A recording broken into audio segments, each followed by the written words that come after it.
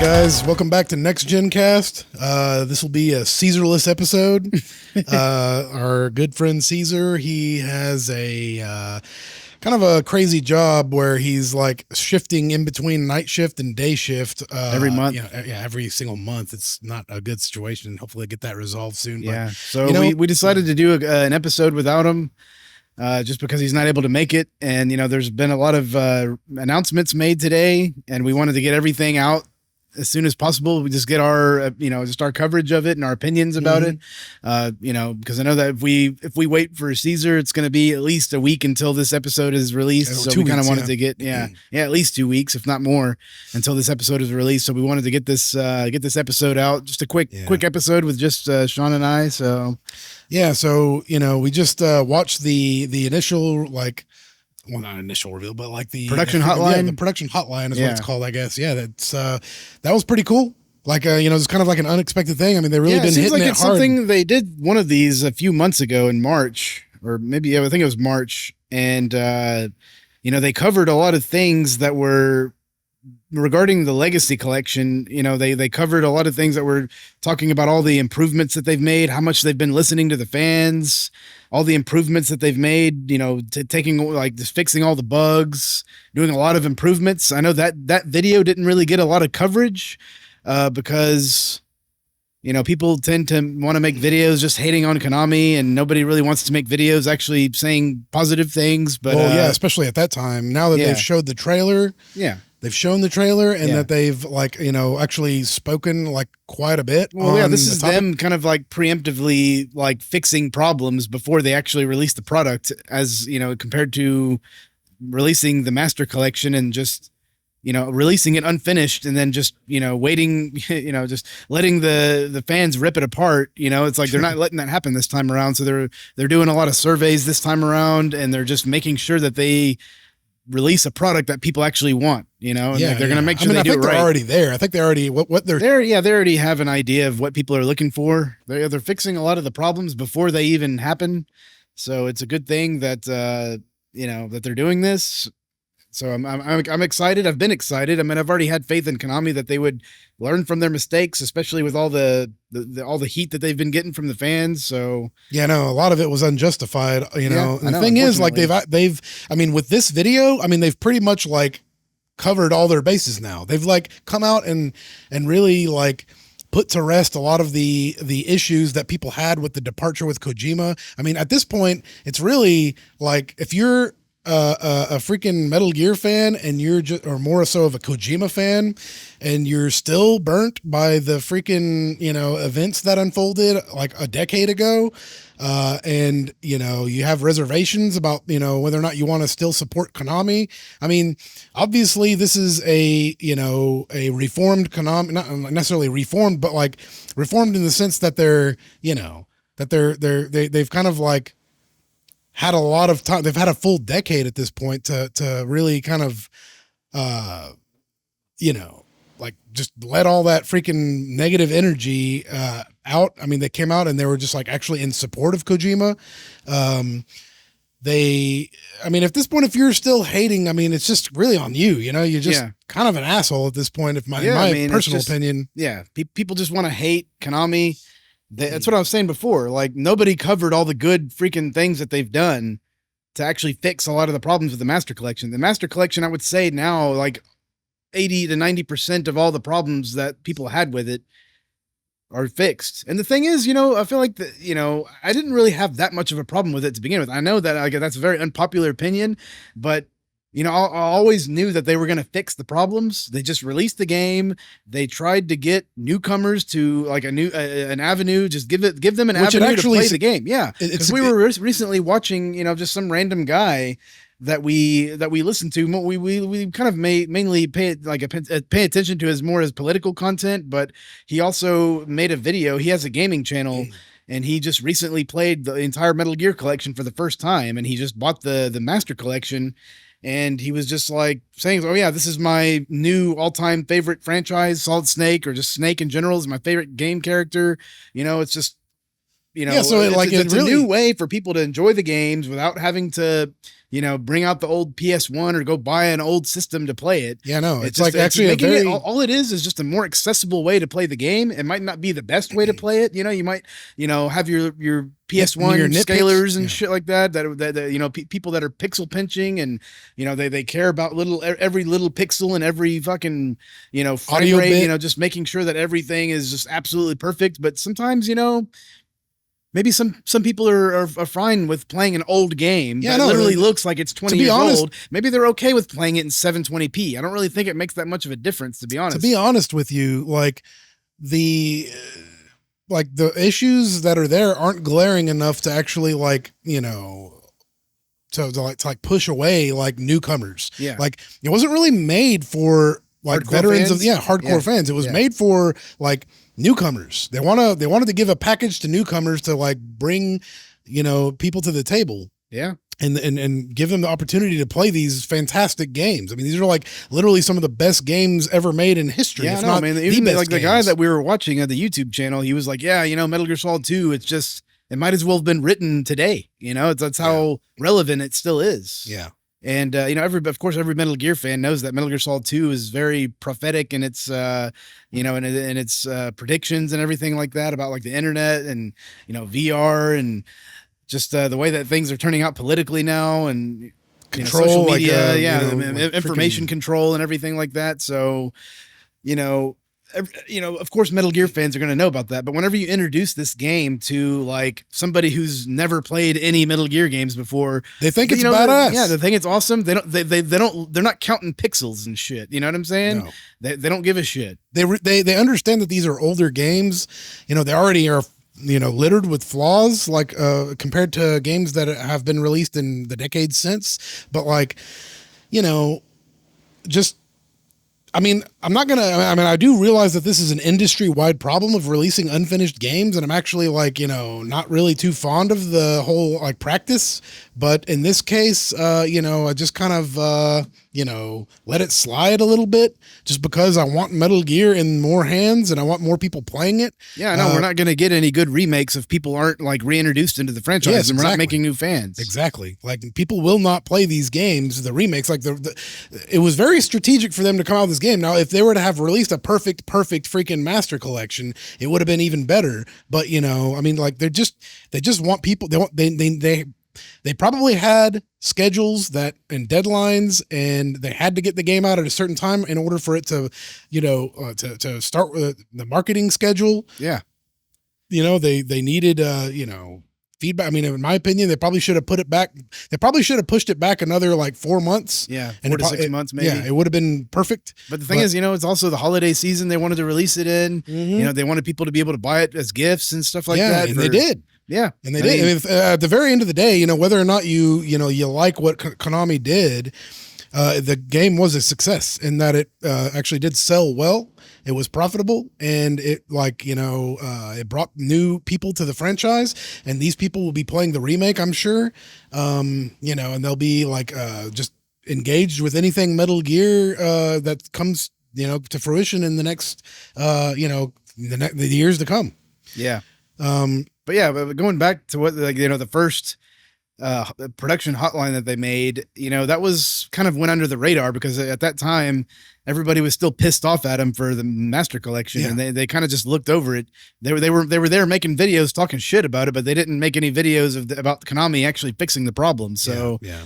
Now that all those problems are fixed, nobody's even talking about it. So the master collection is actually an awesome thing now. So nobody's issuing retractions or anything like that, which is usually the case with just everything and anything these days. Like nobody actually focuses on anything positive or it's just always focused on negativity. Always, it's really a issue these days. But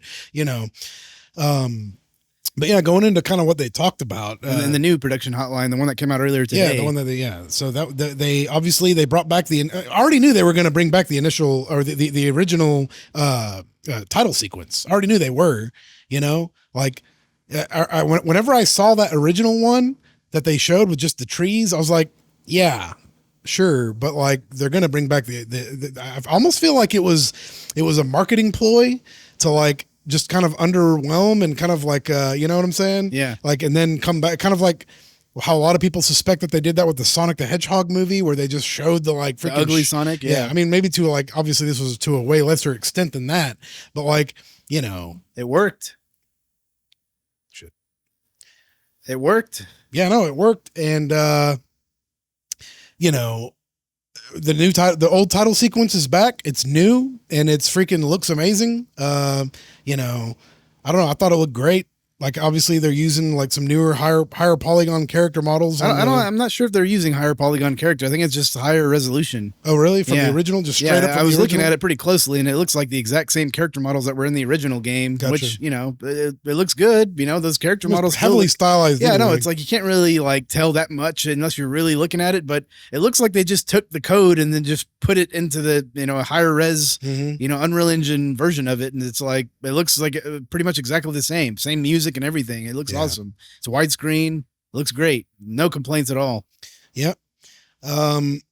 Obviously they gave, you know, they came out and they did the obvious that they were, you know, I feel like the whole Kojima thing, giving him credit, you know, that's another thing, you know, people like Young and shit. People. Well, yeah. Okay. So I want to kind of go into this. So Konami, they know in this production hotline, they announced that they're going to be giving credit to Kojima and all the other staff members that worked on the original games, because they're very much fans of, you know, Kojima, and they love the staff and everything. So they're huge fans and they want to give credit where it's due. I mean, I think that would be kind of fucked up if they didn't. I always knew that they were going to do this. There's like, man, how are they going to just not credit Kojima? You know, it's like, it's kind of dumb for them not to do that, even from a PR standpoint. You know, it's like you know, they can't just, you know, not credit Kojima for, you know, it would be like releasing like you know, in 2001 they brought back 2001, like you know, Christopher Nolan came back and he like, you know, rescanned the camera negatives and they struck a new freaking 4K master print.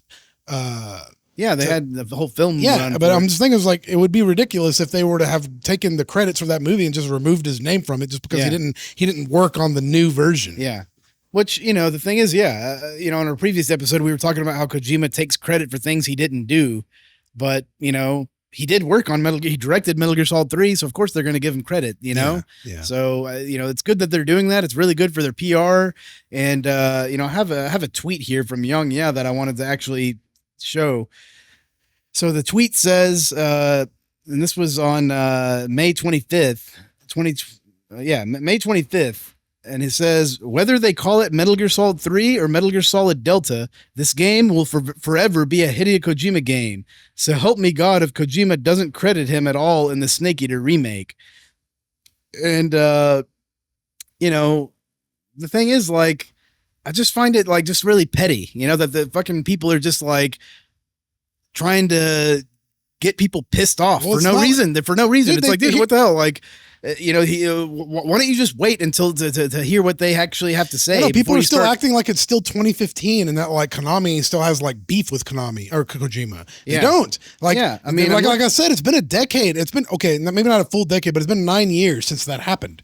And people need to like let it go, because Konami has let it go. They're the ones who are like now actually coming out and saying that they kind of wish that Kojima would, you know, kind of like maybe delve back into the project with them a little bit in some maybe limited sense, you know, in a limited role, like as an advisor or something like that. Yeah. But like, you know, or bring on some of the team. Maybe they could get Yoji Shinkawa to do some promotional art or something. Dude, I mean, they said that it would be a dream if they could get Kojima to work on it, you know, and probably I think Yoji Shinkawa and Kojima would be the main two people that they would want to bring on. Maybe some other people that could advise certain things, you know? Yeah. That would be awesome, you know, if they could bring back Motosada Mori, you know, to do some like military, like CQC. Maybe he did, you know, they did revamp the CQC controls, and maybe they did get some military expertise from him or somebody else. So it's like, you know, that would be awesome. But just kind of going back to this tweet, I mean, you know, I'm looking at some of the comments on this tweet, and then one of them says, there's absolutely no indication that they won't give him credit. We have no information, just a fantastic trailer. Let's just enjoy the moment. We've waited a long time. And Yeah. So Young has kind of become somewhat of a villain these days, and maybe not a villain, but he's not really as looked at in a positive light as he used to be in the gaming world in general.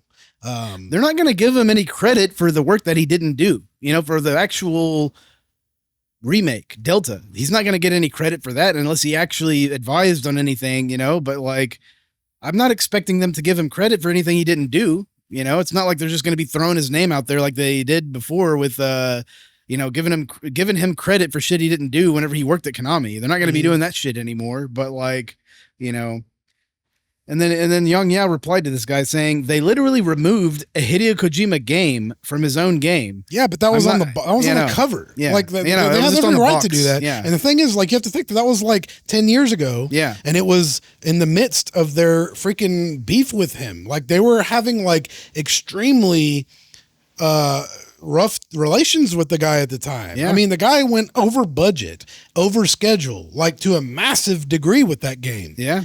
Like to a massive degree. You have to think that Peace Walker came out in 2010? Yeah. And then freaking Metal Gear Solid 5 came out in 2015. So that game was literally in production for at least 5 years before it finally came out. And I think that the only reason Ground Zeroes even came out was because he knew that he was going to miss the deadline massively and that he needed to put out something. And, that something ended up being really cool and it was amazing. But I don't really think that it was his original intention to actually come out with Ground Zeroes as a separate game or as a prologue, or maybe it wasn't even originally the intent to come out with that game. But like, I mean, I think that game is just Kojima kind of fucking up, and it was the beginning of like the beef that Konami and Kojima were going through at the time. Yeah, I know. That was the first indication that they were going over schedule and over budget. Yeah. I mean, the thing is, like, we've mentioned this a lot before, but like, it's not just Kojima that made these fucking games like as special as they were. It's like it's a whole extremely talented team that put this together. Yeah, well, this is the last reply that I'm going to mention in this tweet. I don't want to cover it too much, but it says he has nothing to do with the remake. Maybe in the credits at the end they'll add his name. And it wasn't just him. It was an entire team that worked at Konami. And then they post a picture of the entire team that worked on the game, and it's just a shitload of people like that worked on it. And this was just like a lot of people. This was their baby. It wasn't just Kojima's baby. It was everybody's baby. They fucking put in so much, time and effort into it, and they loved working on this game. In this report they did today, they mentioned that they're fans. It's like, how the fuck can you not be a fan of these games whenever you're freaking working on Metal Gear? Yeah, like Metal Gear is the bee's knees, dude. Yeah. It's one of the greatest gaming franchises ever created, if not the best. Yeah, I mean, I think it's the best, but I mean, it's definitely the best franchise. I mean, it just speaks to us, like. And I think it speaks to a lot of people. Yeah, and I don't know. I feel like, especially nowadays with a lot of shitty games coming out these days, and I felt like Metal Gear is the perfect type of game to kind of like have a resurgence. It's like it's definitely needed right now. Well, yeah, I mean, these days there's definitely a kind of a lack of masculinity in gaming in general. Like, of course there's games that come out like that are, but like at a AAA level, like not a lot, dude. Like it's always kind of, some fifi boy shit. Just emasculated type of games that are coming out. Yeah.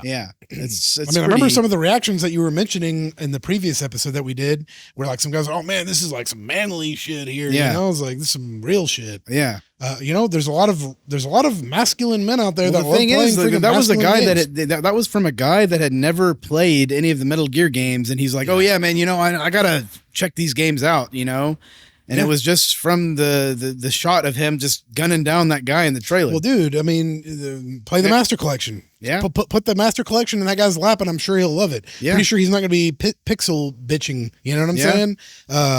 Where he's going to be like, like some of these people that are just like, just want everything, Yeah, I don't know. But, back to Young, and his comment about that whole thing I mean, the thing is, like, I remember he actually had a very positive channel, like his YouTube channel, whenever he was covering the Phantom Pain. Oh yeah, and that was his claim to fame, was just like his awesome coverage of that game, and that's just how like he everything rose to leading fame. up.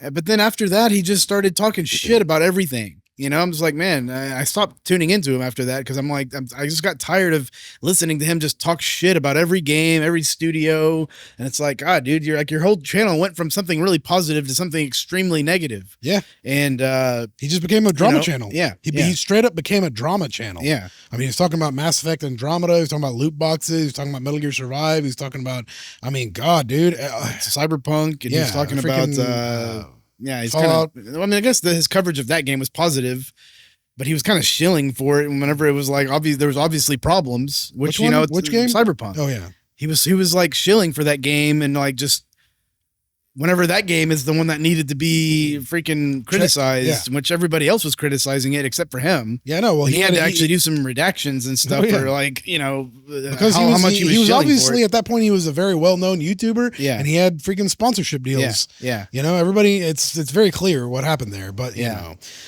I don't know. Like, I don't want to just talk shit about Young here, but like, you know, like.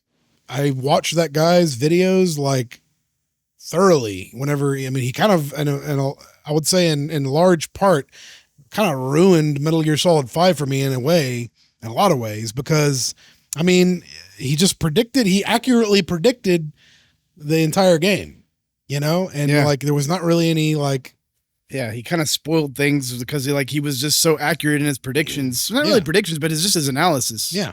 And he kind of just like made the game less of a surprise whenever you actually played it, you know? Yeah, for sure. So, you know, I don't even really listen to him too much. I mean, I looked on X and I saw that there was a lot of, you know, I just looked at Metal Gear Solid, you know, just hashtag and see what people were saying. And I saw his tweet and it just kind of caught my eye. And I'm like, okay, of course, this guy, everybody else is like, talking good about the trailer, except for him, this fucking drama queen guy that's all soyed out and shit. So, yeah. But anyway, so what are some of the other things? So like we have the camo menu. They brought that back. Yeah. Which is kind of. I don't know if you actually noticed it in the video, but they did show the actual camo menu. I'm kind of. I'm a little bit worried about the fact that they're going into this much detail into like making the game verbatim the same as what it was before. I mean, I remember we mentioned in the last episode that we kind of would prefer, maybe they will do like a more intuitive kind of camo index type of game, like a gameplay mechanic. But I don't really like whenever we watched that YouTuber who actually played the games for the first time, he was saying that he didn't like going into the menu every, you know, especially whenever you were fighting a boss or something. You know, you go into a patch of grass, got to change your camo. You go into the dirt, you got to change your camo. You lean up against a wall, you got to change your camo. It's like you got to keep going into menus and shit. And then you know, every time you get shot and you're in a boss battle and you get shot up, you know, and you got to heal your wounds multiple times, and it just kind of becomes cumbersome. And you know, it's just especially in the middle of a boss fight. Yeah, I think this has to be made a little bit more intuitive. They shouldn't take it out. I think what they should do is just have an option, like you pause the game, you can choose to, you know, if you want to have the legacy style, you know, camo index where you actually go into the menu and you choose the best camo or whatever camo you want, or you can have it to where maybe you can, like, you know, you're in you know, the grass patch, or you're leaning up against a brick wall or whatever, and whatever camo will work, whatever one it rates the highest, you know, you push a button and then it'll automatically switch to that camo. Something similar to what they did with MGS4 with the Octo camo. Yeah. Where it automatically changed your camo based off of, like, you know, the textures. Yeah, I mean, I don't think they're going to do that. No, they're not going to do that, but something that would be in between that and what is in MGS3. So maybe if you just push a button, or maybe if there's a quick menu where you can just quickly choose your camo and just like automatically select the highest camo rating. That would make it, I mean, I don't think people, like a lot of newcomers, are really going to, I mean, even the newcomers that played the original complain about it. So I'm like, yeah, I think it's just not really kind of a dated thing. Yeah. And the thing is, like, I don't mind it too much. Yeah. Like it wasn't that big of a detraction whenever we played the original game. Yeah, and I know a lot of people fucking love it. But the thing is, like, you know, me and you, whenever we played that game, we played it the day it came out. Yeah. And, you know, we literally skipped school and we just fucking played that game for 2 days straight. And, you know, we were under the spell at that time, you know what I'm saying? Where we're just like wanting to fucking play it, obsessed with it, you know, and not everybody goes into it with that kind of emotional, you know, I don't know, like they don't go into it with that kind of, emotional aspect where they just like care about it that much as we did whenever we first played it as huge fans of the series. Yeah. So yeah, I think me and you overlooked a lot of things, especially with MGS4. Yeah, but MGS3 like was a very, very, very, very good game. Like, yeah, it was, I mean, it's literally the most popular game in the franchise with the menus. So yeah, you know, I'm not really too worried about it. Well, the thing is, just give people that option. If they want to play with the menu system, do that. If they don't, give them something a little bit more intuitive. Yeah. So no, I agree. I think, I mean, I will say that the menus do look great with the new character model. God, they look. Oh yeah, no, they look awesome. I mean, it just really shows you like the freaking level of improvement. That the thing is, I also noticed that I saw a comparison, like a side by side comparison of the actual menu. Like, you know, whenever you are like, you have Snake in your menu and you're like, you know, putting on the camos and you're like rotating his character around. I saw a side by side comparison with the original game, and I did notice that. There are some changes to his character model. Like his proportions are a little bit different. I think his arms are a little bit longer. His torso, you know, his torso is a little bit like leaner. His mullet isn't as long in the back. Yeah. But overall, I mean, it looks great. I don't really have any complaints with the way that the game looks at all. I don't have any complaint with the way that Snake looks. No, not at all. You know, have very minimal complaints with how the boss looks, but like even that, I mean, I feel like you play I'm already the game. used to it. It's already grown on me. I don't really care. I mean, if they release the game with that model of the boss, sure, it doesn't matter. Yeah. But you know, they could make her look a little bit more, I guess, feminine. I guess like how she did in the first game or the original game. You know, that's just a nitpick, though. You know, she is supposed to be a soldier, the greatest soldier who ever lived at that time. So it's like you can't really make her look too feminine, you know, so I think it kind of works. But freaking, I don't know, man. I just feel like the camo menu is going to be, you know, even if they just keep it the way it is, it'll be fine. I mean, the thing is, I'll still love it if they release it even without an intuitive menu. Yeah, they don't really need to. Like, I think the most important thing is that they improve the actual controls. Yeah, to match which up. They are. Yeah. Which, I mean, obviously they're doing. I think they did exactly what we were hoping for. Yeah. That they wouldn't just bring all the aspects of Metal Gear Solid 5 into it, but they brought in just the perfect amount of aspects, like control aspects of the game from Metal Gear Solid 5 into 3 to make it balanced. It's not like where they did the Twin Snakes, where they just imported the entire game engine from Metal Gear Solid 2 and just like, you know, it was basically reskinned Metal Gear Solid 2 with Metal Gear Solid 1 maps. And it just didn't work with the freaking boss fights. You know, the thing is, I know we mentioned this in the previous episode too, but like, dude, I mean, there wasn't really that big of the problem with Metal Gear Solid 1 was that it was so like inferior to Metal Gear Solid 2. You know, like I feel like Metal Gear Solid 1 was still kind of in this weird zone where it was not like a true like modern game. It was the most modern game of its time whenever it came out, but like it was still the fact that they brought in like first person aiming into Metal Gear Solid 2, I feel like that was just like the big thing that they got out of the way. So now that like all the games after that they've made will translate way better into freaking modern day controls. I think just that first person shooting and the Twin Snakes really broke it because that game wasn't designed for first person shooting. Yeah, it wasn't. But I think like that, you know, they're never, I don't think there's any aspect of the game say that they would translate into like, or they would say like, I think they're only going to import certain aspects of the gameplay and animations into MGS3 from the Phantom Pain that are not going to break the game. Yeah. So it's like, I think they know what they're doing. Yeah. They're not going to bring the sprinting in. They're not going to bring the the open world aspects in, of course. They're not going to bring the helicopter in. They're not going to bring, a lot of shit. It's like there's a lot of shit that they're not going to bring into the game that's going to break it.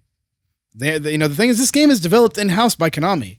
It's not made by, what's that studio that made Twin Snakes? The Canadian company? Silicon Knights. Yeah, Silicon Knights. I mean, I feel like every time Konami outsources other games to other developers, they always fuck it up, especially whenever it's as big as a remake of Metal Gear Solid, know? Yeah. So it's like... Yeah, they kind of messed up on that one. Yeah, I mean, look at it like Silent Hill 2. That game looks like way too deviated from the original source, of what the game even is. Yeah, I think if in hindsight, they probably should have at the very least kept it in Japan. That way they could have been a little bit more involved. Yeah. But the fact that they just kind of shipped it to the West, just completely on the opposite side of the planet practically. Yeah. And they just didn't really have the level of control and oversight that they would have kind of like Metal Gear Rising, for instance, I feel like if you just keep it just a couple of cities away, kind of like what they, I don't even know. Well, here's the thing though, is I feel like Konami, they're doing everything right. They're actually doing things more right than I would say any other game development studio out in the world at this point. Oh, yeah. Because they're not fucking they're listening to the fans. They're listening to the gamers. They're literally doing surveys, and they're publishing these surveys in their videos, and they're answering the questions directly to the fans. The hard questions. They're not hiring some sort of Sweet Baby Inc. type of consultancy firm to just rewrite their characters, tell them how they need to make the game to make it freaking fit their narrative or whatever. Yeah. It doesn't seem like they're bending the knee at all to that type of shit that you're seeing from a lot of Western developers and even some Japanese developers. Yeah. And they're just straight up not even listening to any of these types of consultancy firms. So, I think there's nothing better that they could have done, other than straight up listening to the fans. I feel like they've already gone through all of they have more experience than any other game development studio as to what it's like to just be on the receiving end of just a massive amount of hate from the fans. Oh yeah. The thing is say for instance, you have Disney with Star Wars, they literally get all of this fucking negative reaction from all the fans. And then they still just oh yeah, we're going to make, we're going to make the next Star Wars show to just piss off the fans even more. We're going to make the next one piss off the fans even more. It's really crazy because if anything, Konami should be put up on a golden pedestal now, I know. Because they're the only ones. Whenever I was watching this video, I was just wow, this is absolutely an industry first. Yeah. Nobody's doing this shit. Yeah. Nobody in Hollywood is doing it. Nobody in entertainment is doing it. Nobody in gaming is doing it. In fact, everybody's doing the opposite. They're subverting expectations of their freaking fan bases. Yeah. They're purposefully pissing off their fans. Yes. Absolutely purposefully pissing off fans. And the Konami is literally a shining gem of a company at this point that's not actually caving to any of those freaking, cultural norms today. And they're actually doing things the old fashioned way. And I was just watching this video and I was like, man, they mentioned dude, they're fucking Konami. They don't need to fucking listen to some fucking consultancy firm. They literally have a winning recipe of characters. They don't need Sweet Baby to come in and tell them how to rewrite Snake or dude, they had Big Boss. They had the biggest auteur director working on these games at the time. Yeah, but the thing is they just have a winning formula, It's Kojima didn't write Zone of the Enders. Yeah. If they were to make a new Zone of the Enders, I don't think they would be reaching out to Sweet Baby Inc. to see, and we need to make sure that our characters fit the, the cultural Marxist norms of, of what these types of, these types of gamers that are not going to buy our games, what they want to see in the game. We want to make sure that, they're literally just doing everything right. They're just listening to the fans. This is kind of a populist type of game. Yeah. And it's not even really just, it's Konami, but Konami in-house, whenever they have their in-house teams working on the game, this is what you get. But whenever Konami like outsources a game like Silent Hill 2 to another freaking European developer, then you get the fucking shit. So like people need to be like really taking notice of like, you know, of Konami, especially this Metal Gear team, as a shining gem of a company, of a team that is doing the absolute like betterment of, you know, the industry. What needs to be. They're doing God's work right now. Like as far as like what gamers actually want in the industry. People that are actually going to buy their game. Yeah, you know, they're actually just reaching out directly to them. They're not trying to appeal to some freaking like a Twitter feminists that are just gonna basically just not buy their game anyway. So like, you know, what the fuck. Yeah, well, they're not only they're going to not buy it, but they're going to criticize the fuck out of it, you know, just because it's like, oh, they didn't do enough, you know, but it's like, if you don't even give them an inch in the first place, then they're not going to have any leverage at all. Yeah. And they don't even care, you know, to criticize. If it's not made for them, then who cares? If it pleases the fans, then that's all that Konami wants. They just want they want the Metal Gear franchise to be like at the top again. Yeah. They're not going to be fucking around with some like, they're not going to be making mistakes with some sort of consultancy firm. So no, not at all. Yeah. Anyway, so what are some of the other notes that we have? We got color filters are back with yeah, I mean, we already heard that this was confirmed. Yeah. That they were going to have that yellow filter applied, or I guess it's more accurately like a bleach bypass filter and with bloom. But yeah, that's going to be making its way to the actual mode, like the new style of gameplay. Mm-hmm. It's going to be making it to that. You can, it's not just going to be in the legacy mode. So, you know, I think that's going to be awesome. Yeah. And then on top of that, they also have a sepia filter. They have a retro filter, which is kind of more of like a Polaroid. Yeah, it looks kind of like a Polaroid. Yeah. It's very faded Polaroid kind of look. It's a little bit interesting. Too much, I definitely won't be playing with that filter. I might turn it on for a few minutes. They'll probably tweak it a little bit. It looked a little rough, to be honest, but it's just a little bit too intense, but it looks like, you know, what they want it to look like. You know what? I hope that they give the option to play with grain like they did in Metal Gear. I mean, I'm sorry, Zone of the Enders, Mars. Yeah. Because that was actually really cool. Like, I actually like that. Yeah, like, but the only problem with that is that I noticed that it's render intensive. Well, yeah, it was actually way more render intensive than any other feature in the game. Like, it just for some reason bogged down the frame rate. Yeah, like I'm pretty sure they'll figure that out though. Yeah, like, I mean, especially playing with that Polaroid mode. That would probably look pretty cool if you were playing with some grain and stuff, make it kind of like old film. Even the sepia mode. The sepia mode look awesome. Yeah, that one would look good with grain too. Yeah, I wouldn't play with grain unless I was playing in any of those other modes, but I do definitely plan on playing the game with the classic legacy mode colors for sure. Yeah, I mean, I always loved the yellow color palette that they chose for that game. You know, I loved it back then. I love it now. Yeah, I mean, hopefully you can just like turn it off and on the fly, because like I'll probably turn it on and just see how it looks and like play. I want to play the game with the regular color mode. Mm-hmm. I just feel like it looks cleaner. Like the first playthrough. Yeah. In fact, I would say that I would probably play with the regular colors with the new controls. I don't even know if I'm going to go back. I really don't see myself playing in the legacy. We're going to be playing this game multiple times. So we're going to probably be playing it with the legacy mode. We're going to play it with the new mode. I don't really know if I'm going to really play it through like with I might play it with the legacy controls just to kind of check it out. Yeah. Because I know a lot of the camera angles. Yeah. They're awesome. Were awesome that they made those freaking scenes, you know, all the stages with that camera in mind. So whenever you play in the old mode, it kind of does have an artistic value to it.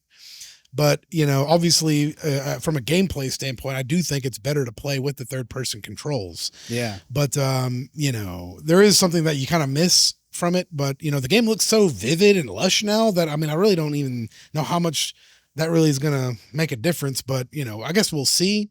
But, you know, specifically in the nighttime stages, like whenever you're in the river and you're kind of, you know, and they throw up the flares and, you know, you have the guys on those floating platforms with the watch lights. I mean, whenever those scenes are at night, it looks really freaking cool. Like, you know, I really want to play that part of the game specifically with the old colors and stuff. Yeah. Because it just looks really cool. Yeah, we'll probably be going back and forth, like just switching the color modes all the time, just to see what I'm probably going to be doing it in every area, to be honest, just to see what the tone of it looks like.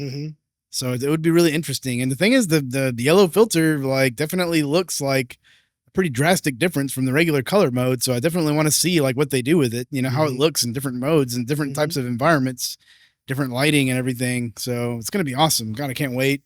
Yeah, no, it is going to be awesome, dude. I mean, I'm like really, really looking forward to this. Yeah, we're definitely going to have to buy a new PC for this. It's going to be an expensive PC, but hey, I think it's going to be worth it. I mean, the thing is, we bought a new PC for the Phantom Pain. Yeah. And that's literally still the same PC that we're using. We've upgraded it since with new graphics cards. We originally had a 680, and then we got the 1080, and then now we're just going to be getting a new PC altogether with a new CPU and probably a 4090 or something. I'm going to play it with the best possible graphics, Yeah, I know. Yeah, but it's kind of crazy. Another thing that they mentioned in this video was that they are looking into doing MGO. Oh yeah. So MGO is going to be awesome. I remember Browntown, dude. Of course they're going to. Yeah, the Browntown was awesome. Remember Groznygrad? Yeah. I remember there was like that jungle level too. There was a snow level that was awesome. Dude, all the levels in that freaking online mode were badass. Yeah. If they can like bring that back, that would be freaking awesome. Yeah. Yeah, I remember playing that with another, like, obviously we played it whenever the day it came out. I remember. God, dude, the thing is, not a lot of people actually even got to experience that game because it was like you had to have certain models of the PS2 that had if you had a slim PS2, I think that had an Ethernet connection built into it. So anybody that had that one, it was probably easier to play the game. But if you had the big PS2, you had to have like a hard drive adapter with a link, some sort of like link adapter that had an Ethernet cable connection on it, which is what we had. We had to buy that separately. So it wasn't as accessible to play that game as it was later games like, Metal Gear Solid 4, like was the first game that I feel like a good amount of people actually played online. I mean, the thing is, these are the best games I've ever played online. Metal Gear Solid 3 and 4 were the funnest games I've ever played online. Yeah. I would agree with that 100%. Yeah. So I'm like, I think people are in for a real treat. And the thing is, even with Metal Gear Solid 5, that was really fun online too. A lot of people played that. They loved it, but I don't think it really even held up at all compared to Metal Gear Solid 3 and 4. Yeah. The online modes of Metal Gear Online for those games were, that's where it was at whenever it was developed in-house by Konami. God, man, those were the good old days of just like very early into the console online gaming. Console online gaming especially with PS2. And, of course, Halo was a big deal. That was a very big, like, kind of, online game at the time. But, like, Metal Gear Solid 2 was, like, the first one on PS2, in my opinion, that was, like, really freaking fleshed out. I remember the trailers they came out with it were amazing. I mean, there was a lot of quirky kind of, like, aspects to the online play as well that gave it a lot of personality. Dude, I mean, the maps were immaculate, like, as they were with MGS4 as well. I'm like really looking forward to tinkering with that a little bit. Yeah, for sure. Yeah, it's going to be awesome. I can't even wait. I mean, I think just the fact that they had the text on there means that they're going to work on it. They wouldn't have put that in there if they're not going to work on it. Like, I think they're going to be shocking everybody with what they're going to be doing with this game. They're going to bring back Metal Gear Online. They're going to bring, they're going to bring everything. There's going to be new surprises that we don't even know about yet. I mean, they kind of just haven't really even showed too much of the game even at all. They've only shown a few areas. They haven't even really shown. I mean, they've shown some of the Virtuous mission. They've shown a couple of areas, like in the Snake Eater mission, like with the where you fight the, what is it? God, I can't think of his name. The guy, the boss with the bees. Oh, the Pain. The Pain. They showed that area, the caves. Looks they great. haven't shown Groznygrad. Well, they did, but for a second. Yeah, but it was you couldn't really. They're doing the marketing thing. Yeah, they're not. I mean, that's obviously like the most pronounced freaking location in the game. It's like very well thought out and fleshed out, and like it looks very impressive. That's the big military base compound. Yeah, yeah. So I mean, man, I really cannot wait to like explore that area with the new graphics, with the nighttime, especially at night, with all the cool lighting that they have. I remember playing playing that game even in the original version. Yeah. And they had the really warm kind of lighting in the base and shit. And I think I really, really hope that they like keep the snow. That's going to just add another layer of, it's going to kind of make it feel a little bit more like MGS1, which was what I was kind of hoping for, with the original version. But, whenever you started playing, like the snow just went away like really quickly before you even really started delving into the map. Yeah. Hopefully they bring that back to where it's like actually it's keeps snowing throughout the whole mission until that whole portion of the game. I think whenever you come back outside or something, it's daytime, or no, that was the Granon's lab. Yeah. I don't know. I mean, I think they need to have it to where it's there longer, because I feel like that whole thing is supposed to kind of resemble Metal Gear Solid 1. Yeah. Where you're in the base and it's like snowing, a different color palette. And it's supposed to kind of remind you of Metal Gear Solid 1. And if they can kind of like bring that back and just fucking make it look awesome, and just with new Unreal Engine 5 graphics, just with new weather, particle effects, it's going to look awesome. Maybe they'll even do something where the snow kind of sticks to the ground a little bit, because it just started snowing at that scene. So it's like if it actually kind of like slowly starts sticking to the ground and kind of building up or something, it would look awesome. Yeah, dude.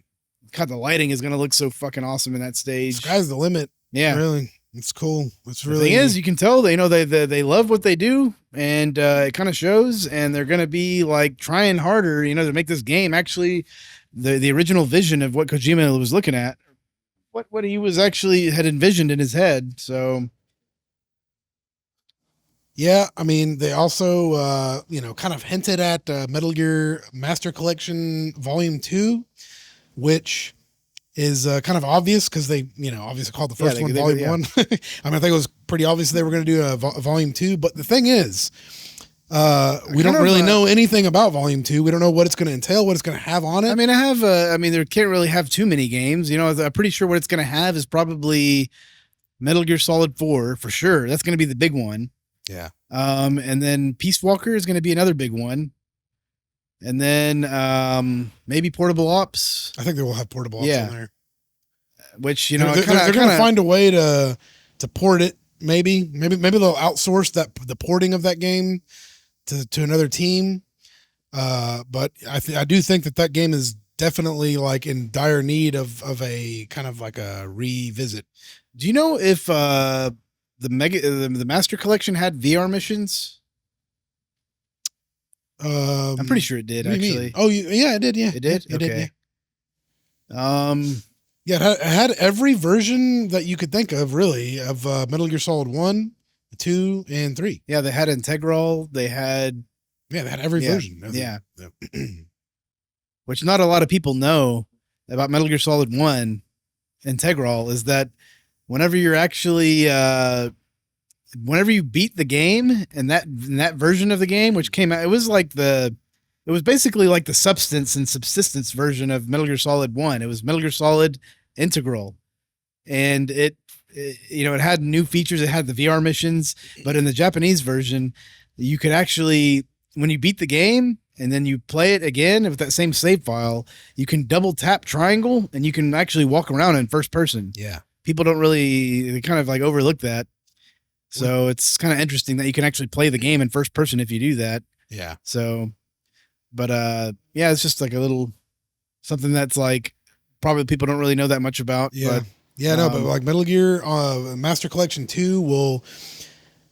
So what I mean, Ghost Babel? I mean, Ghost Babel is going to be on one of these collections at some point. Yeah, it probably would be on this one, which is probably a good reason for us to actually start playing that, because I never actually played that game. It's one of those games where actually we kind of purposely. Yeah, I want a new Metal Gear experience, somewhere down the road where it's like a new game that I never played, because I've played all of them, and I want to have one that I haven't played, and I know that one is really highly regarded, so I want to just have that at some point in my life where I just kind of go back and play it. Probably relatively soon. Yeah, it's going to be probably with the Master Collection Volume 2. Yeah. Yeah, I think Master Collection 2 is going to be a lot more refined than we... Well, they're not going to release it unfinished like they did the first one. They're not going to make that mistake again. Yeah. I'm kind of interested to see what they do with MGS4. I know that some people that the guy that we were mentioning before at the beginning of the podcast that actually played the games for the first time, he was saying that, oh yeah, I just put it on Metal Gear Solid 1, the game. I had no intention of playing Metal Gear Solid 2 and 3. Like, I was probably going to take a break for a few months and then maybe kind of pick those up. But the game was so good and I kept thinking about it so much after I finished it that I just immediately played Metal Gear Solid 2 and then immediately played 3. And then now it's like my all-time favorite game franchise, Yeah. And then I feel like, the thing is Metal Gear Solid 4 is best played right after you play Metal Gear Solid 1, 2, and 3. Yeah. And especially nowadays for newcomers, I feel like it's not going to have the same kind of, it's there's kind of like a honeymoon effect to it. You know what I'm saying? Where it's like that's the game MGS4 is best enjoyed by like playing it directly after the 1, 2, and 3. Yeah. And because you're gonna have to stomach a lot of cutscenes and a lot of shit in that game. You might as well like be like enveloped into the lore while you're playing that game. You know what they also need to bring back? What? Hopefully they bring it back in the Master Collection Volume 2, but the Metal Gear Encyclopedia. Oh yeah. Because that was actually like a pretty awesome fucking like thing that they made. It was kind of like a Wikipedia type thing, but it was more interactive and you could actually click links, you know what I'm saying? And within the thing, and it would change the music, and it had fucking awesome music while you were reading all this Metal Gear lore and shit. Yeah. They need to bring that back 100%. Like that game was fucking awesome. It wasn't even a game. It was just an encyclopedia, but like they need to definitely bring that back because especially with Metal Gear Solid 4, because that Metal Gear Solid Encyclopedia was based off of the Metal Gear Solid 4 lore specifically. Because if you even look at Metal Gear Solid 5, it doesn't even, there's some things that are even in the encyclopedia that are retconned in the encyclopedia. So it's best, it's best that you read that directly after playing MGS4 to kind of like delve into the lore. It's kind of like, I remember whenever I watched Blade Runner for the first time and I was just like delving into the lore after I watched the movie, and just kind of like reading the Wikipedia and reading a bunch of like, just, articles and blog posts about the lore and shit. And it's like Metal Gear Solid 4, the whole release process of that game. I mean, they had a really good like just history section, like in the strategy guide. The Metal Gear Saga 1 and 2 DVDs they released. Yeah, they need to probably they just like really freaking. I mean, they were on their game at that point, man. Yeah, that was whenever Metal Gear was at its peak. Yeah, for sure. Yeah, and but yeah, I think it would be good to bring back the encyclopedia for sure. So I guess like they're re-recording some lines of dialogue for the new game too. I mean, it's kind of like just a little point to bring up, but like I already knew that this is what they were going to do. The thing is, I already knew that this was exactly what they were going to do. Like I already knew it. Like I was like, they don't need to re-record any dialogue. They already professionally recorded all these lines of dialogue with the game that exists. But the thing is that I've noticed like with some of the previous Metal Gear games, whenever they do re-releases on them, that like the voice, like whenever they're, they're basically telling, oh yeah, press this button or whatever, the action button or, like there's just some things that like only translate to like the PS2 controller. Yeah. And they need to like rework that. I already knew that was going to be something that they did. Especially with the new control scheme, they're going to have to re-record dialogue for that, like how to actually do that. But the thing is, they did confirm that they are going to get the original actors to re-record dialogue. I think they did. Yeah, no, they did. That's what I'm saying. They confirmed that they were going to do that. And they said that for the actors that are deceased, they're going to get permission from their estate that, they can basically somehow like piece together like recorded dialogue from the from certain lines that they recorded or something like that, which seems kind of weird. I don't know how that's going to turn out if they actually just straight up like stitch together certain things. I honestly think it would probably be better just to get an AI like voice to actually do those lines because I mean these AI these AI voices, the AI voice generators are pretty good, especially whenever it's just a small little segment like that where it's just talking about controls.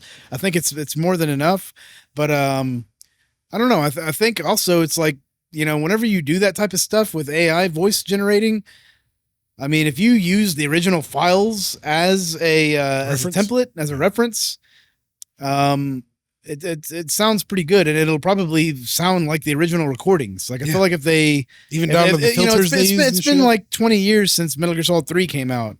I feel like if they get Josh Keaton, who voiced young Ocelot, to re-record some dialogue or something, it's like it's he's not gonna sound the same. Yeah.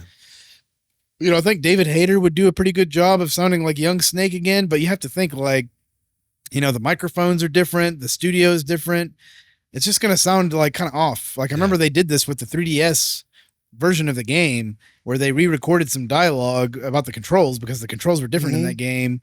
And it just sounded like different, and I think honestly, I think AI would probably better replicate the original sound of their voice. Not only that, but like the mics and just the overall like filters, the tone of it, Yeah, exactly. Yeah. I mean, that's, whatever, we'll see. I mean, I just wonder what they're going to do with an MGS1 remake because, I've heard a lot of things about like how they recorded it in just like a small little booth that was like not really professional. And there's a lot of background noise and stuff. So they're not going to really be able to do like what they did with this game with, you know what I'm saying? Like where they can just reuse a lot of the recordings.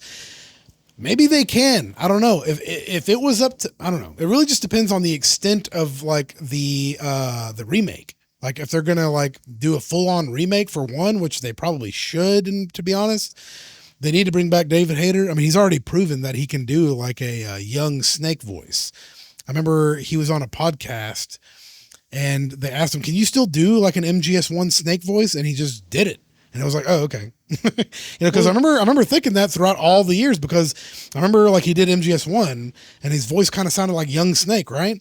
But then he, did MGS2, he sounded a little bit more weathered and, then he did 3, same thing. And then he did 4 and it was ridiculous. And then he did Peace Walker and he also made his voice weathered in that game.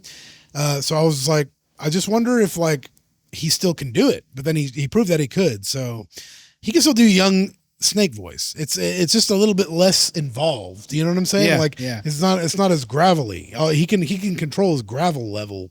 You know? Yeah. I think I think he's gonna do great. The only thing for any new interest in the franchise, I mean, dude, they're gonna go all out with this shit, and it's gonna be awesome. Yeah, especially with MGS1 remake. I just wonder how many of the original voice casts that they'll bring back for MGS1 remake. Because I'm like really looking forward to Metal Gear Solid 1 because that game is in dire need of a fucking remaster. Oh yeah. I mean, I love the original; it's my favorite game of all time. But like, it's just like the gameplay, everything about it is just gonna be completely revamped. Yeah. And it's gonna. The thing is, it's gonna be badass because at that point we might already be in the next generation. Yeah, they might be making it on Unreal Engine 6 or something. Yeah, exactly. Like, I mean, it's that far off. You know what I'm saying? Like, we're already like probably gonna be getting this game in 2025. Unreal Engine 4 has already been. Unreal Engine 5 has already been a thing for like at least half a decade at this point. So like they're already probably going to be like working on an Unreal Engine 6. They already are working on it, obviously, but like by the time this game comes out, it will probably be made on Unreal Engine 6. Yeah. And it's going to look phenomenal. I'm really looking forward to it. Yeah, I think Metal Gear Solid 1 remake is going to be so Unreal Engine 5, they're making this game on Unreal Engine 5 and so I guess there's another studio that they're getting to.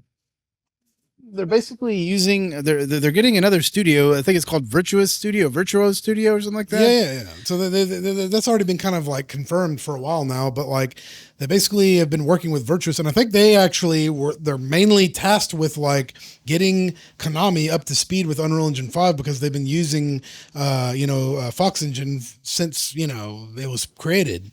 And they needed to just update, and they needed to they need some like advice on how to actually properly use the engine and stuff like that. And then they're getting this studio to kind of help them and aid them to get them up to speed, which the game looks great. So obviously whatever that studio is, providing them is definitely well worth it. Mm-hmm. So, I mean, the game looks great. So not really too much to say about that, but that is one of the announcements that they made. So it's really interesting. I mean, I'm glad they're using Unreal Engine 5. It looks amazing. So yeah, I don't know, man. I just like am very excited about this project. I'm excited about Metal Gear again. I mean, I haven't felt this way in like the better part of a decade where I've actually like been like I've actually like felt the need to like delve into Metal Gear again, like as an actual like kind of something to hype in my life. And Metal Gear is something that I've hyped the most out of anything. Any Metal Gear release has just been like, it's just so exciting to be a part of this again. You know, like I'm just going on eBay and you know, just all these sites like Tenso, and just like seeing all of these you know, just products that we've never bought. You know, like I mean, we've updated our collection probably by like. So we have a pretty massive Metal Gear collection already. We own every version of the game on disc, like that came out at the time. It goes beyond just owning every version. Mm-hmm. You know, we literally own probably like every single version of Metal Gear Solid 2 that came out in Japan, which they came out with like 4 or 5 different versions. Yeah. We have all of those. I mean, there's even one where, you know, they used to, you know, this is whenever there was a celebrity called Gact, like that was like really famous in Japan at the time, and they got him to do some of the Metal Gear Solid 2 commercials.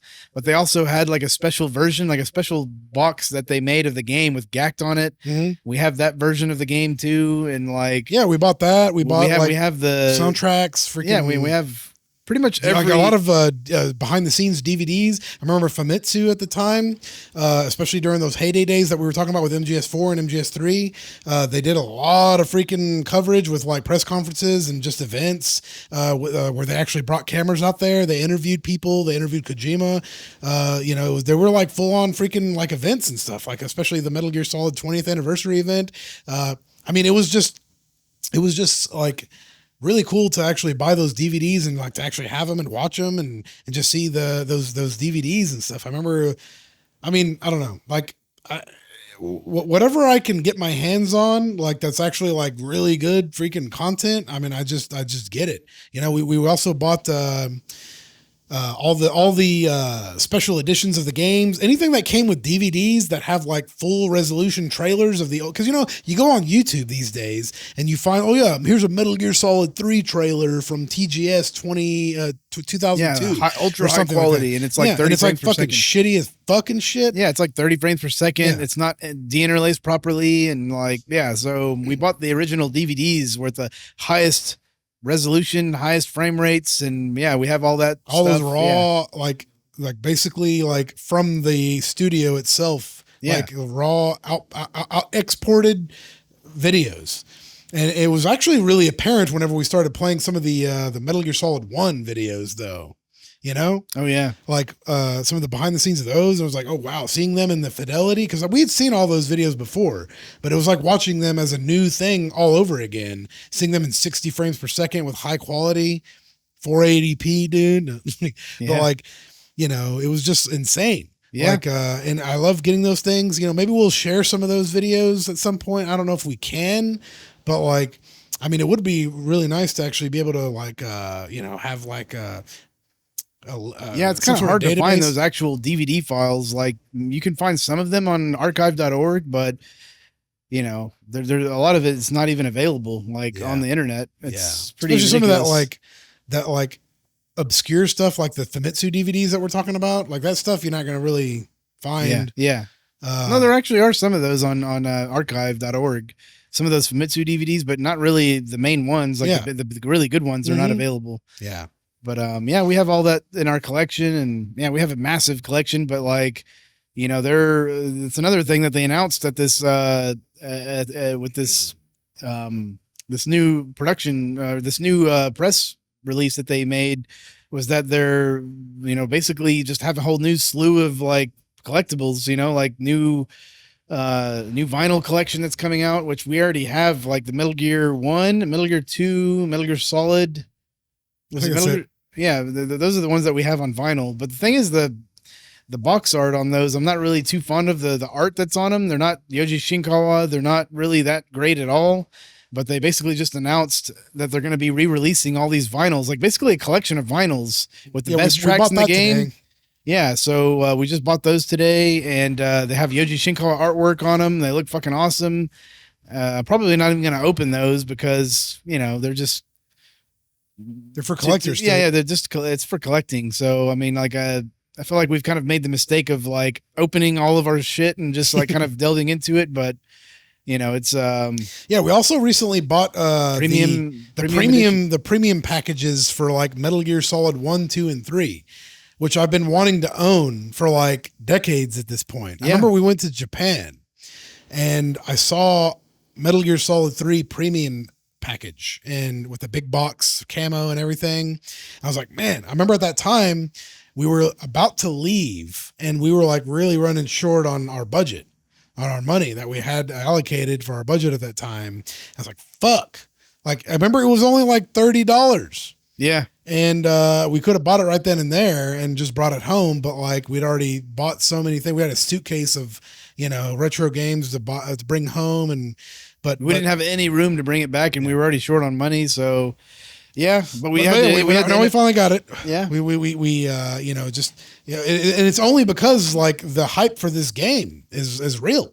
It's like it actually is enveloping me back in, I haven't felt these feelings of like being hyped for a Metal Gear game, and really what makes it super exciting is just the potential at the end of the light, like the light at the end of the tunnel for this whole remake thing is the prospect of a new Metal Gear game eventually, and by the time they're done with all these remakes, who knows, maybe they can even get Kojima to like, come in and like do like a, write the story for it or like, do a, kind of like a game plan like he did for MGS2 or just maybe like an overview, kind of like, Akira Toriyama would do with like Dragon Ball Super or something like that. Yeah, exactly. It's like you kind of lend his hand into it. Like by that time it will be like, I'm pretty sure there's going to be a collaboration, if not a full on directed Hideo Kojima Metal Gear game. I don't think there's going to be that. Well, I mean, you never know. This is going to be probably about 10 years in the future, dude. You know what I'm saying? Yeah, that would be pretty awesome if he were to actually return to the Metal Gear franchise. That would be pretty huge thing. Yeah, that would be something that Sony and Kojima Productions and Konami would all three have to like really kind of flesh out and like work out a deal to where it would be lucrative for all of them. And I think it would, especially with like the Metal Gear series being built up over the series of remakes that they're going to be coming out with. And, with the level of like, of honesty and the level of like passion that they're obviously pumping into this and the level of integrity that they're showing, they're sticking to the guns. They're like trying to portray these games as they, were, they're really focusing a lot on just like preserving the important elements of the game. And they're just updating it. And it's going to kind of be like Resident Evil, where like you get your remakes and then, you might get a new game and that's going to be awesome. Yeah. I mean, with Resident Evil, they never really went on a big hiatus, like they did with Metal Gear. So it's like, they're going to have to kind of kickstart the franchise back before they're able to make a new game. Yeah. And I think they're just going to probably remake all the games and then they're going to make a new one, So I think that's just something that they have on the back burner. They're probably just working on that very, very slowly, just at a good pace. And then, so that way, by the time we, that these remakes are finished, that they're already going to have something ready to go by the time, within a year after these remakes are finished, at least something ready to show. But yeah, I don't know. I mean, I've been hearing that they're already working on a Metal Gear Solid 1 remake. They're actually pretty.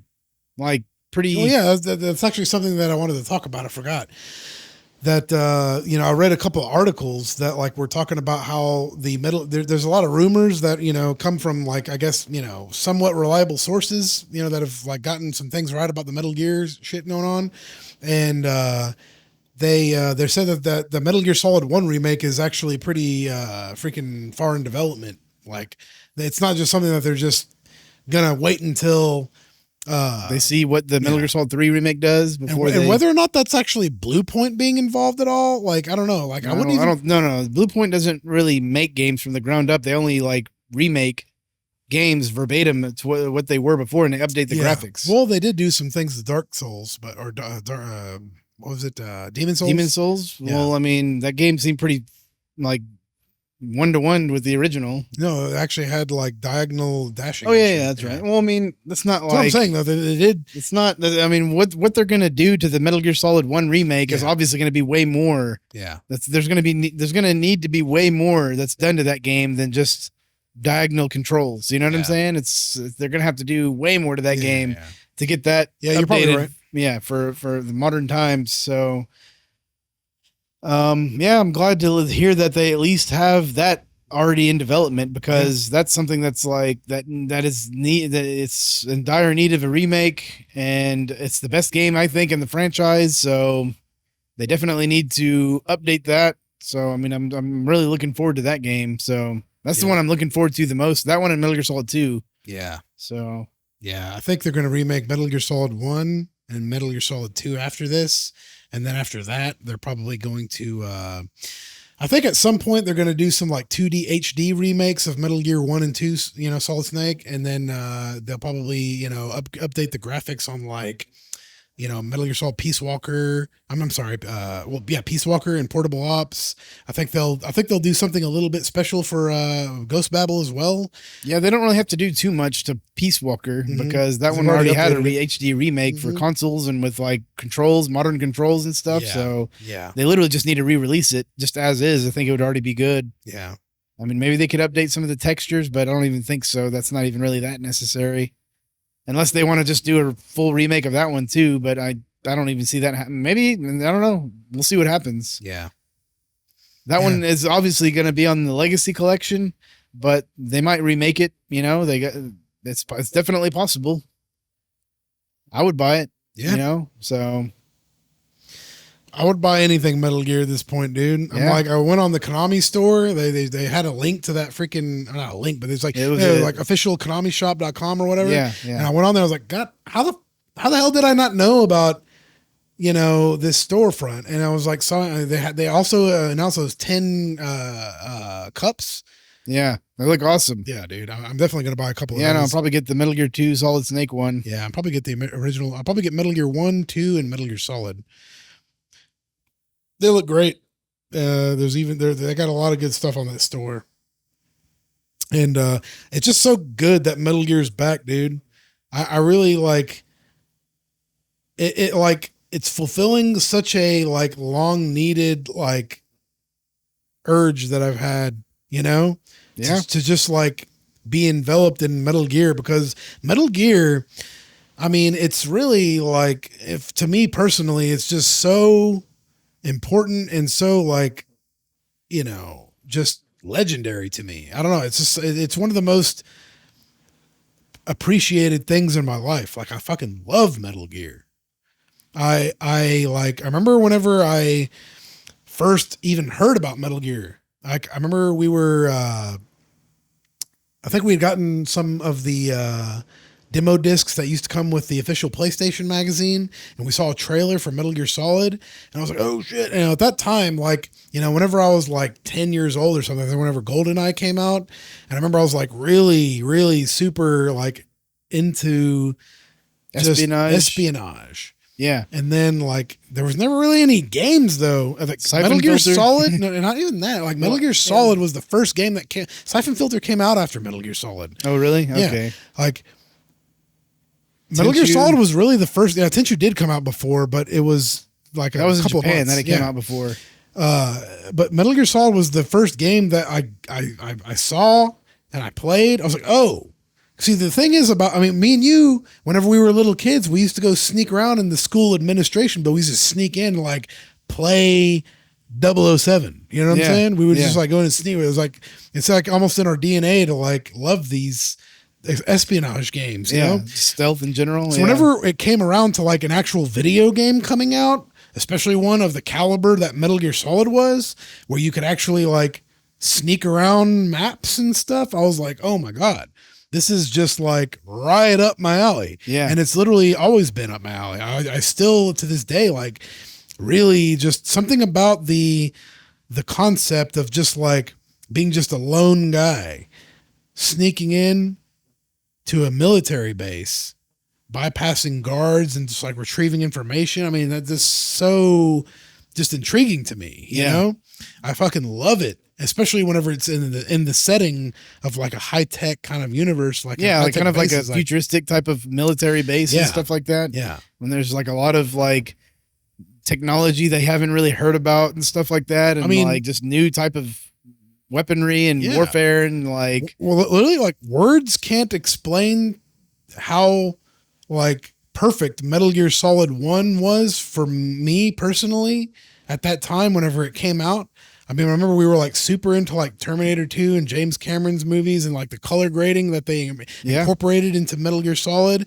And then they, it was just the whole fact of the stealth gameplay, the lush, rich characters and the story, the cutscenes. And like, I was like, man, dude, like for a game, I mean, I feel like even just the simple gameplay aspect would have just been enough, but it was just the fact that it was such a complete package and it was just such a important legacy to the history of video games. It was just that's what really made it special at the time. It was pushing the boundaries to like kind of ridiculous degrees at the time. I mean, it was very, very innovative, very ahead of its time. Yes, very ahead of its time. And, I feel like if we were to have known about Metal Gear 1 and 2, before Metal Gear Solid, we would have been into those games too. Yeah. But we just didn't know about them until after Metal Gear. So Metal Gear Solid was the first one that we had become aware of. Which I'm kind of glad it turned out that way. I think if it wouldn't have been as big of a shock, if we would have played Metal Gear 1 and 2 first. Remember when we first played Metal Gear Solid? We were with Joseph, our older brother. We played the demo, and he was actually playing. We had the demo disc, and he was just going through the games, and we were playing that game. We were watching him play it. And he was just going in Rambo style. He just thought it was a regular ass game. I was like, what the hell is this game? Walk in and fucking start shooting up and he just kept dying and dying and dying and dying. Yeah. Remember we played it with just dying. I was like, well, how the fuck do you play this game?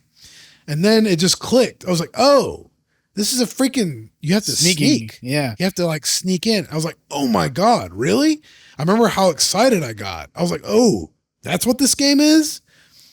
And then I just was like so freaking enamored by like the idea. Yeah. And I was like, oh, okay. So this game is actually like badass as fuck. It's not one of these just like waste your time games just shooting like, Contra or, not any knock on Contra, but like, or just some freaking game that you just, there's not really any AI involved. There's not really any thinking involved. Yeah.